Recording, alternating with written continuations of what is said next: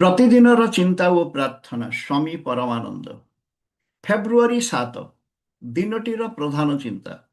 ଆମେ ଯେବେ ଆଘାତ ପାଉ ତାହା ଏକ ପରମ ଆଶୀର୍ବାଦ।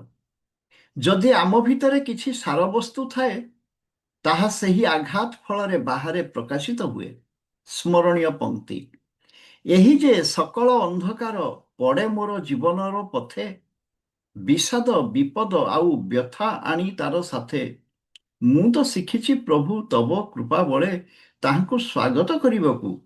ଦେଖାଇଲା ତାହା ମୋତେ କେତେ ଯେ ଅଜ୍ଞାନ ମୁଁ, କେତେ ଯେ ଦୁର୍ବଳ ତୁଚ୍ଛ ମୋର ଏ କ୍ଷୁଦ୍ର ଶକତି। ନୀତି ଉପଦେଶ। ବୀର ହୁଅ, ଦୃଢ଼ ଭାବ ଧରି ରଖ। ଧୈର୍ଯ୍ୟ ଶେଷରେ ସବୁ କିଛିକୁ ଜୟ କରେ। ଆମର ଖାମଖିଆଲ, ଆମର ଭାବ, ଅନୁଭୂତି ସବୁ କିଛି କ୍ଷଣିକ ମାତ୍ର। ତାହା ଆସେ ଆଉ ଯାଏ, କାରଣ ତାହା ଅସ୍ଥାୟୀ। ତେଣୁ ସେ ସବୁକୁ ସହ୍ୟ କରି ଚାଲିବ। ସାକ୍ଷୀ ପରି ସେ ସବୁକୁ ଦେଖିବ। ଅକାରଣେ ନିଜର ସୁଖ ଶାନ୍ତି ବିନଷ୍ଟ କରିବ ନାହିଁ। ନିଜ ପ୍ରତି ବିଶ୍ୱାସ କେବେ ହରାଇବ ନାହିଁ।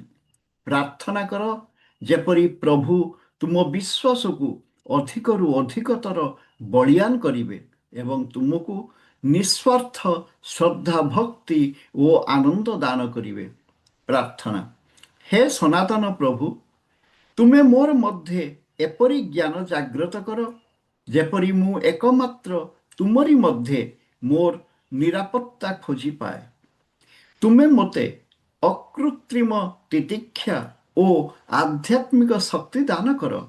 ଦୁଃଖ ବିପଦରେ ଯେପରି ମୁଁ ସହନଶୀଳ ଓ ନିର୍ଭୀକ ହୋଇପାରିବି। ଆଉ ଯଦି କେତେବେଳେ ପଦସ୍ଖଳନ ବା ପତନ ହୁଏ, ସେତେବେଳେ ଯେପରି ମୁଁ ତୁମର ଦିଗକୁ ଚାହିଁ ସହାୟତା ଲାଭ କରେ। ତୁମର ଆଶୀର୍ବାଦରୁ ମୋର ଯେପରି ନୂତନ ସାହସ ଓ ନବଜୀବନ ଲାଭ ହୁଏ।